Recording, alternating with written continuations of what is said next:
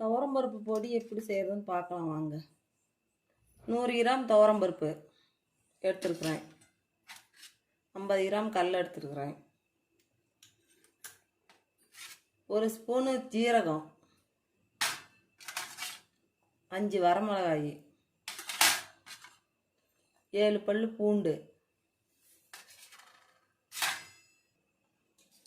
துவரம்பருப்பை வறுக்கலாம் பாருங்கள், எண்ணெய் விடக்கூடாது, செய்யக்கூடாது. பொன் வறுவலாக அப்படியே வறுத்து எடுக்கணும் பருப்பை.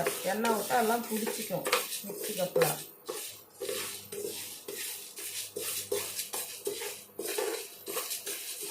செய்யாத வறுத்துக்கணுமா.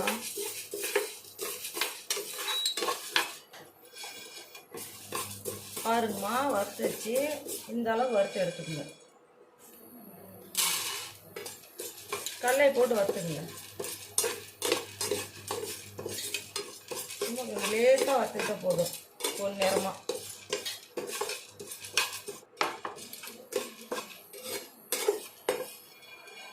வறுத்தாச்சு,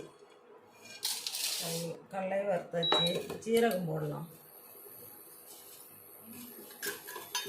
1 ஸ்பூன் ஜீரகம்.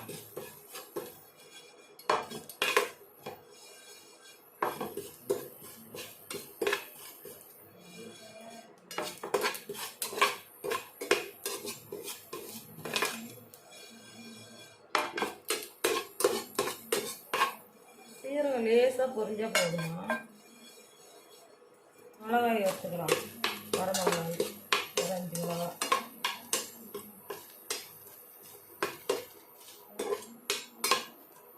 எண்ணெய் விடாம தான் வறுக்கணும். எண்ணெய் விட்டால் பொடி கெட்டு போயிடும் ரொம்ப நாள் வச்சுருந்தா.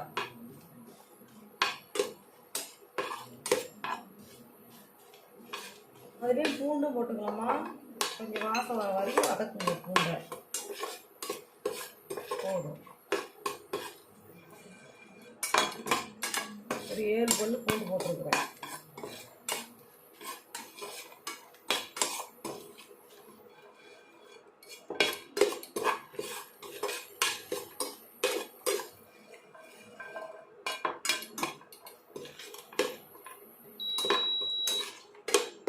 போதுமா, வறுத்து வச்சு பாருங்கள். எல்லாம் ஒட்டுக்கா கலந்து கொஞ்சம் ஆற வச்சு பொடி பண்ணிடலாம்.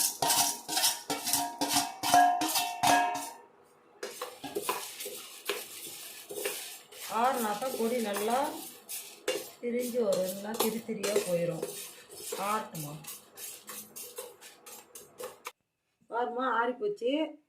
கொட்டி பொடி பண்ணிக்கலாம். கொஞ்சம் இதில் உப்பு போட்டுக்குமா.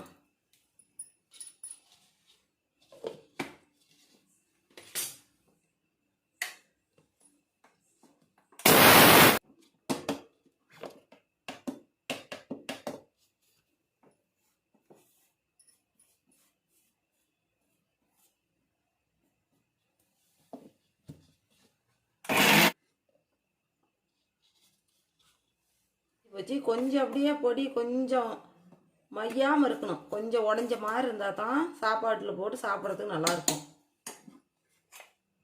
பாருங்கம்மா, பொடி அரைச்சாச்சு. இது மாதிரி நான் சொன்ன மாதிரியெல்லாம் செஞ்சு சாப்பாட்டில் போட்டு சாப்பிட்டு பார்த்துட்டு சொல்லுங்கள். இது வந்து கொஞ்சம் குழம்பு செய்கிறதுக்கு லேட்டாகி போயிட்டா கூட இது போட்டு நல்லெண்ணெய் விட்டு சாப்பிட்லாம், இல்லை நெய் போட்டு சாப்பிட்லாம்.